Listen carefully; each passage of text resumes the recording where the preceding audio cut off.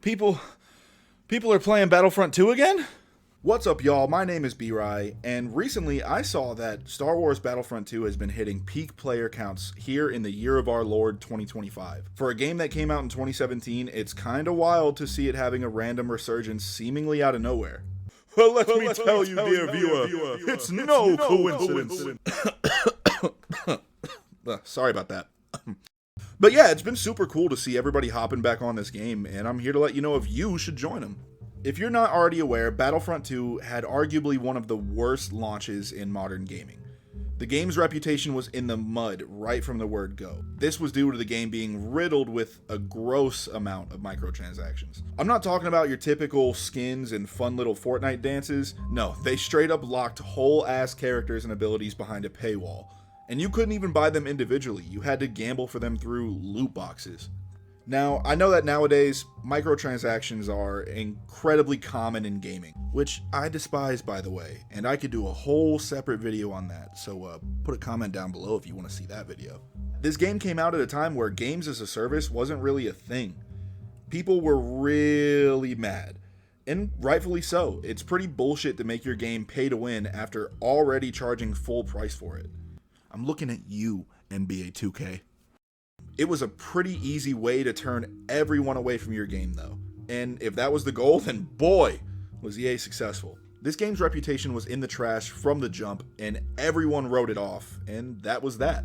Well, that was that. Over time, the game started to receive updates. First and foremost, these updates took out all those nasty little microtransactions, only leaving the ability to buy cosmetics for different characters and no longer having anything that affects actual gameplay locked behind that paywall. Next, the updates brought new content. Tons of new content. Tons of new free content. I personally came back to the game towards the end of these updates, back when it was still on Xbox Game Pass. And honestly, I had such a good time with it at that time that when they took it off of Game Pass, I went and bought it. You have to give credit where it's due. It isn't a given that a developer will stick to a game after launch, especially for a long period of time. I'd argue that it's still the exception rather than the rule. There are plenty of games that get left in a state of fixable mediocrity, never to be touched by the dev team again. So shout out to the team behind Star Wars Battlefront 2. It was your dedication and hard work that brought this game back from the Shadow Realm. I'm banishing you to the Shadow Realm. No! After the updates, the game started to develop a dedicated player base, and rightfully so. The developers had given them a reason to come back, and there was already a good base game there. It just had all this other bullshit that was stopping it. So, once all that bullshit was fixed, what about the actual game? Was it any good? Was it any good before? Was it any good after? Well, I bet you're waiting for it, and yeah, we're gonna start talking about the gameplay. You know, the thing you probably clicked on this video for. And if you've been listening to me yap telling me to hurry the f*** up, hey, you're in luck. Yes, you've been watching gameplay footage throughout this entire video, but we haven't actually talked about it at all yet. But look, I wanted to set the stage first so that my loving viewers were aware of the full story. You gotta season the meat before just whipping it out and slapping it on the table for all to see. I can explain. So, first and foremost, there are many different ways to play Battlefront 2. From various different PvP multiplayer modes to PvE co-op missions to take on with your friends, and heck, there's even a single player. We do not talk about the single player portion. It is forbidden. Yeah, the single player sucks really hard, dude. Like, really hard. I'm also not the biggest fan of PvE co-op modes in general, so after not enjoying the story mode, I didn't spend much time in the PvE mode. I didn't even enjoy those PvE co-op style missions back when I was a big COD player and I was playing it every single day. I did not like those co-op missions then, and I don't really like them here. So I can't vouch for the co-op mode, having only played a singular mission of it a long time ago, but by that same logic, I can't say it's bad either. The single player, I can say that's bad. I played it. It's bad. So I'll just say that the PvE co-op is a mode that exists. That's my final verdict. Then we get into the real meat of the game. In this game, am I making another meat joke?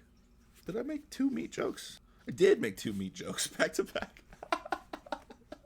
Then we get into the real meat of the game. And this game is packing some pretty impressive meat. The PvP section is the entire reason to play this game.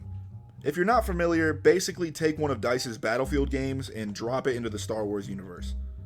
There are multiple different game modes within the online multiplayer category, which include small team-based modes like Blast, Extraction, and Strike, as well as Starfighter Assault, which allows you to join on a dogfight amongst the stars, and even an infected type mode called Ewok Hunt, which can actually be pretty terrifying sometimes.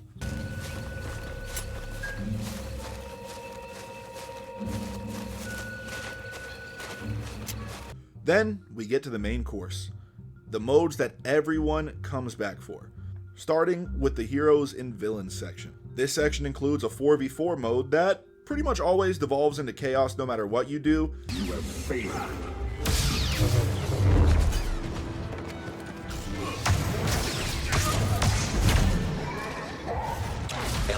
But it can be very fun when you have 4v4 lightsaber users and you're just